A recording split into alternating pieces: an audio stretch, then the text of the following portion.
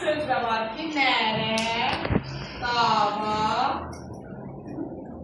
əyan, bir də bəzən. Bu 4 sözlərin birinci saiti uzana da bilər, uzanmaya da bilər. Vurğu yox, vurğu fərqlidir. Nərə, bu başqa mənalı sözdür və oynayanlar haqqında tədbir görürük. Nərə, pələng nərə çəkdir. Bir də var nərə balığı. Nərə balığında uzanmayacaq. Amma nərə çəkdir, orada uzanacaq. Amma ikisinin də vurğusu stabildir. Yəni, sözün sonlaşır. Dava. Dava münaqişədir. Sait uzanır. Hansı sait? Birinci. Bir də var dava. Dava dərman. Dərman sözünün sinonimi. Orada uzanma yoxdur, amma vurğuları dəyişmir. Əyan. Bu məni əyan oldu. Bəlli oldu. Bir də deyirəm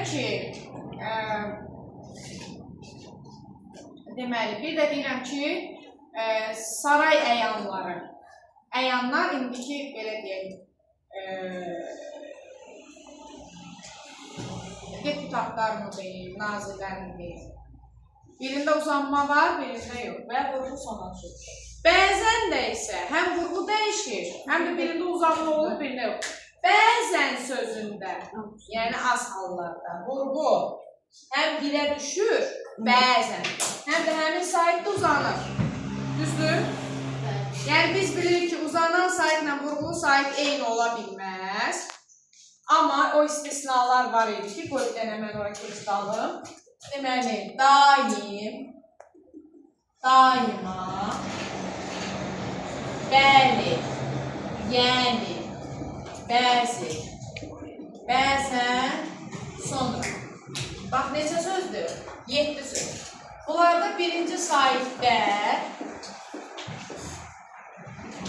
həm uzanır, həm də vurğu qəbul edir. Bu istisnadır, cəmi bu qədər sözdür. Amma qalan sözlərdə vurğulu saitlə uzanan sait eyni ola bilməz. İndi bəzən də həmin tipli sözlərdədir. Bəzən, yəni arabir mənası işlərində vurğu həm bilə düşür, həm də həmin sait uzanır. Amma bir də var bəzən. Bəzən deyəndə vurğu ikiyə düşəcək və uzanma da olmayacaq. Aydın oldu. Və burada mən istəyirəm əlavə edeyim bizim 3-cü qaydamız. Birinci buydu, videoda əvvəldə demişəm. Bu cür uzanma söz olduğu kimi qalır, nümunələri göstərdim. Eyni cinsli qoşu sahib. Üçüncü isə, bax burada özüm çıxarış edəcəm. Üçüncü isə həmin sözdə dəyişim baş verərsə. Dəyişim baş verərsə. Ora mən bax bu formanı da əlavə edə bilərəm.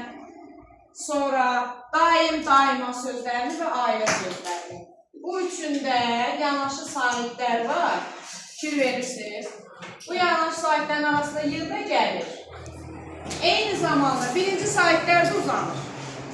Bu oldu dəyişim olan sözlərdə. Deməli, uzanmamız 3 formadadır. Biri söz olduğu kimi qalır. İkinci eyni cinsli qoşa sahiblərdir. Biri düşür, biri uzanır. Üçüncü isə orada səs artımı baş verə bilir, ya da səs dəyişimi. Bax, burada dəyişim var. Səs düşümü. Burada səs düşümü baş verir. Burada heç bir dəyişiklik baş verir, uzanma gəlir. Sadəcə burada başqa dəyişiklik var, onun aidiyyatı yoxdur. Biz bunu birinciyə aid edirlərik.